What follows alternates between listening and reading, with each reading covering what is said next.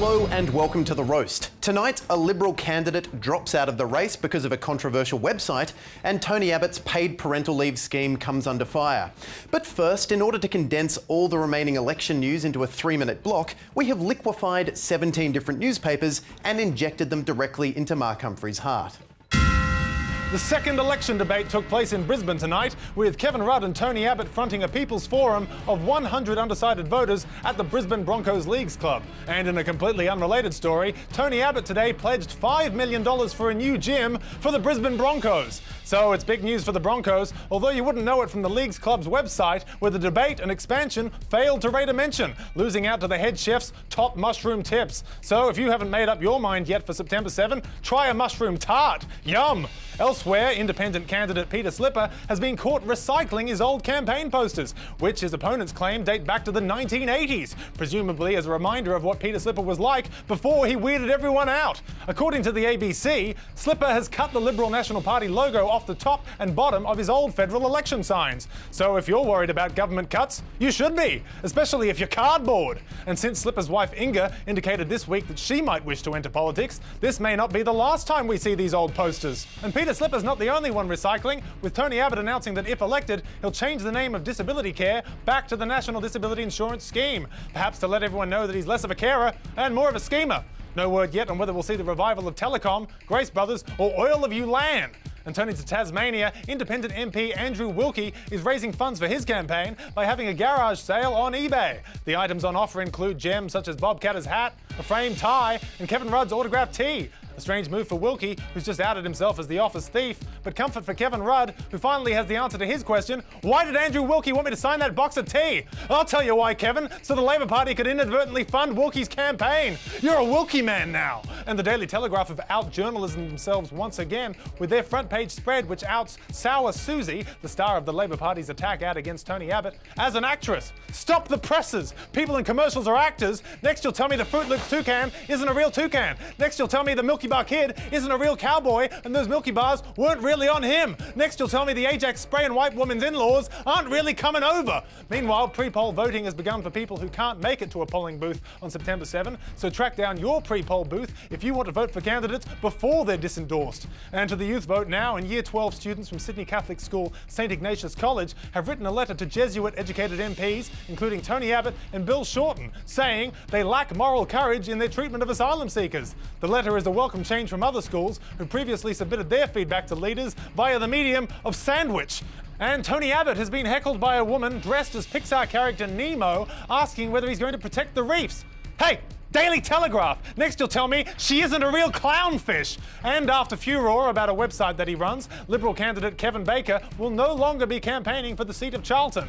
The coalition are unlikely to be too bothered by this, since Charlton is considered a safe Labor seat. Though if chair-sniffing MP Troy Buswell's anything to go by, there are no safe seats. So those are the highlights for day 17, and in the words of a law-abiding citizen waiting to get some, bring on 18. For The Roast, I'm Mark Humphreys. Thank you, Mark. Next up tonight, Tony Abbott has announced his $5.5 billion parental leave scheme, in which parents will be paid $5.5 billion to leave their children. At least I assume so. I didn't read the article. Thankfully, Jazz Twemlow did, and he filed this report. These are babies. Thousands of these small unemployed people enter our country legally each year. A big issue this election has been whether or not the creators of these screaming toothless humans should be given more money to look after them. Fully grown baby Tony Abbott does believe parents should get more leave and more money. The scheme will give working women 6 months leave on full pay plus super, capped at $75,000. Which admittedly is great, and it's not at all suspicious that a man who said that abortion was the easy way out and has a long history of not hitting a chord with female voters chose the election to suddenly decide to hurl money at them. So I'm thinking about having an abortion. You're a coward. Also, we're choosing Reporter of the Week and you're in the running. In that case, your ability to create children is a financially worthy miracle. Have some money. Vote for me. And while this has made a lot of women happy, and rightly so, the financing of Abbott's scheme has been criticised by the usually stoic business community because it will largely be paid for by a 1.5% levy on big business. But on the other hand, big business, he also says you don't have to pay any more taxes for all the great work you do, digging up rocks and crapping on Mother Nature's face. You lose some, you win a ton. Abbott's position is also inconsistent in that a few years ago during the Howard government, Mr. Abbott famously said paid parental leave would happen over this government's dead body. which can only mean one thing: Tony Abbott has killed John Howard. Now, the scheme, and not the brutal murder of a former Prime Minister, has received endorsement from Nationals leader Barnaby Joyce, who says he has good reasons to support the programme. Good reasons. I can read between the lines, Barnaby. You're pregnant.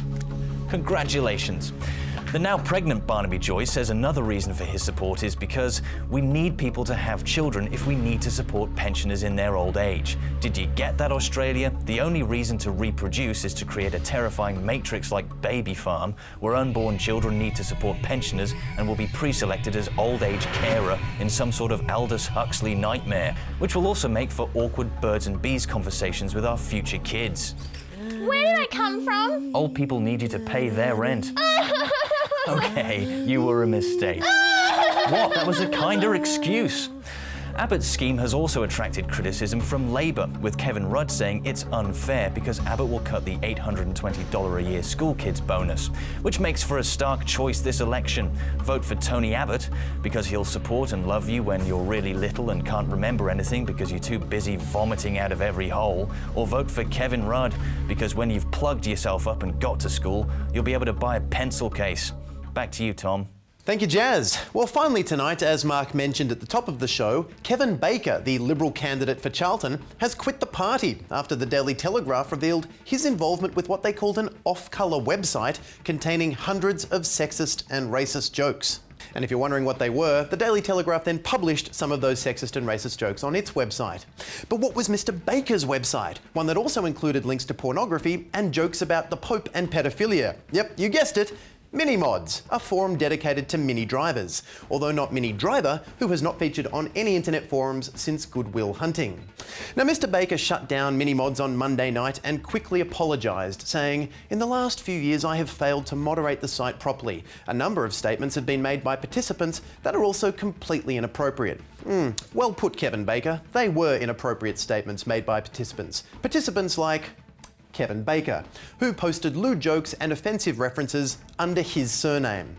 Now, naturally, Labor's response to this scandal was rapid. Kevin Rudd taunted Tony Abbott that he had to man up and sack him. Okay, two things. Firstly, if there is one thing that Tony Abbott really does not need to do, it's up his manness. And secondly, sacking candidates is more Rudd's thing. I mean, he's already done it twice this campaign, and he sacked the Prime Minister.